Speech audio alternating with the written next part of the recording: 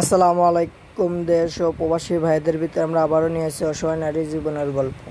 তা আজকে স্ক্রিনের ভিতরে যে আপুটা আজকে আপনার নিয়ে আজকের প্রতিবেদন। তো যদি ভিডিওটা ভালো লাগে অবশ্যই লাইক শেয়ার করে রাখবেন, আর যদি চ্যানেলটা ভালো লাগে অবশ্যই সাবস্ক্রাইব করে রাখবেন। তো দর্শকবার মূল্যবান সময়টা নষ্ট না করে চলে যাচ্ছে সুন্দরী আপুটির কাছে। আসসালামু আলাইকুম আপু, কেমন আছেন? ওয়ালাইকুম সালাম, ভালো আছি। নাম কি আপু আপনার? প্রিয়া। এই আপুর দেশের বাড়ি কোথায়? দেশের বাড়ি লক্ষ্মীপুর। লক্ষ্মীপুর। বয়স কত প্রিয়া আপু আপনার? 18। আপনার ফ্যামিলিতে কে কে আছে আপু? ছোট একটা বোন আছে আর মা আছে। আপনার বাপ কি হয়েছে? বাবা চলে গেছে বিয়ে করে। আপনাদের খোঁজ নেয় না? জি না। তা আপনার সংসারটা চলে কিভাবে? সংসার চলতেছে, পরের বাড়িতে কাজ করি। পরের বাড়িতে কাজ করে কত বানাবো আপনি? ভাই পাই 3,000 টাকা, সংসারে চলে না।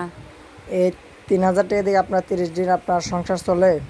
চলে না ভাই, চলে না দেখেই তো প্রতিবেদনে নাম দিছি, না হলে কি নাম দিতাম? যদি আপনাকে কোনো দেশ ও প্রবাসী ভাই আপনাকে হেল্প করে, আপনি সেটা গ্রহণ করবেন? অবশ্যই করব। এই যে প্রতিবেদনে কেন আসছেন, কি কারণে আসছেন, দর্শকের উদ্দেশ্যে খুলে বলেন তো। আইছি অভাবে, মানুষ খুব গরিব মানুষ, খাইতে নিতে পারি না।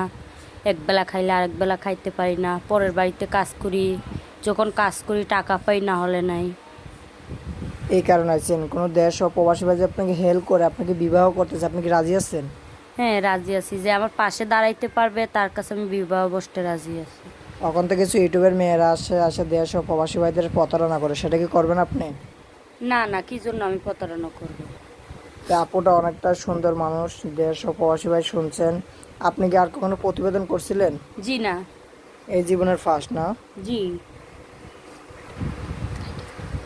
এই যে আপনি এই ইউটিউবটা যে এখন মাঝে করছেন, যদি আপনি কোনো মুরব্বী চ্যানেলের এবং কি বিয়েতে আপনাকে বিবাহ করতেছে, আপনি কি রাজি আছেন? হ্যাঁ, রাজি আছি। এই যে ঈদের মার্কেট করছেন?